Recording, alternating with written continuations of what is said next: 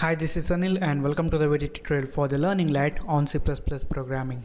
So in this tutorial we're going to learn about the private inheritance in C++. So in the previous tutorials we have learned about the public inheritance and the protected inheritance. So when we use the private inheritance, the members of the base class are going to act as the private members of the derived class. So let's see it with an example. So here in this tutorial, for the demonstration purpose, I have created a class called person, and I have the name as a protected member, and I have a public method which is gonna set the value for this name.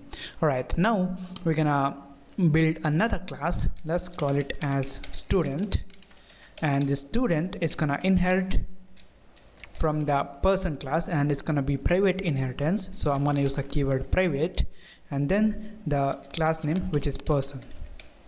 Alright, now here, just for the demonstration purpose, in this class student, let's have a method called display, and this display is gonna print out the value of the name. So it's gonna be cout, and we're gonna say name, and let's end this line.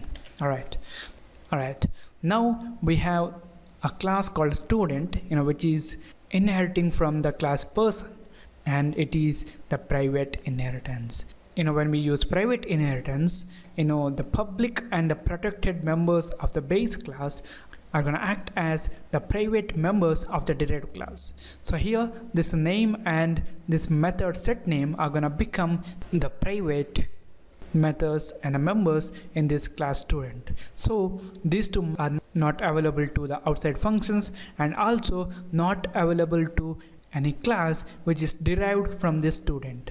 For example, let's say we had any class called class graduate student, G student, and here if we try to access any of this name or set name method, that is not possible. That is because these members are going to act as the private members of this class student, and that's why they are not available in this class G student, which is going to be derived from this class student. So just to demonstrate that, I'll try to access the set name method here.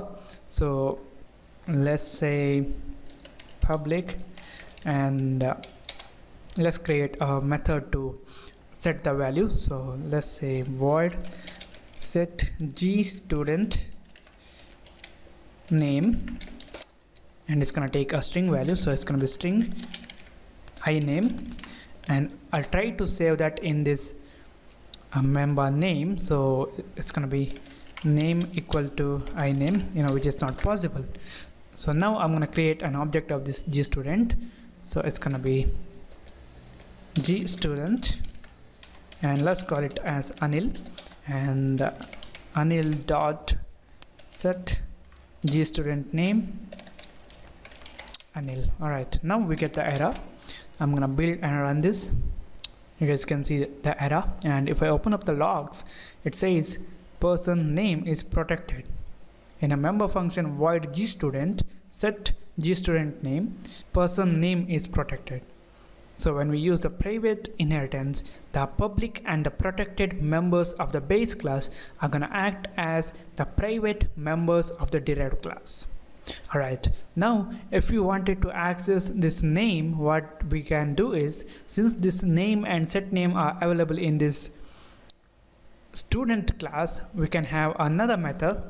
So in the student class, another method void student set name. Alright, now we're gonna take string value, so similar to that, I'm gonna copy that and paste it here, and we're gonna call this set name method. This set name is available in this class student, that's why it's gonna be set name, and it's gonna be I name. And here in our G student class, we're gonna access the public method of this student, which is set student name, and I'm gonna copy that and paste it here, and we need to pass the I name, and because of this display is a public method of this class student, it is available in GStudent. So after this we're gonna print out the value. So anil dot display, and I'm gonna save this. I'm gonna build and run this. Okay, still we have an error, logs. Okay, that's because we haven't specified the access specifier here. When we won't write any access specifier here, it's gonna consider as the private inheritance. That's why the compiler thought that when we use the private inheritance, all the methods are gonna act as private. That's why they are not available outside. And what we're gonna do is we're gonna change this one to public here, and I'm gonna save this. I'm gonna build and run this program right now, and now we don't get any error, and we'll get Anil. So you guys can see Anil. So when we use a private inheritance in our program, the public and the protected members of the base class are gonna act as the private members in a derived class. So thank you for watching, and don't forget to subscribe, like my Facebook page, and stay updated with the latest tutorials that we're gonna make, and I'll see you in the next tutorial.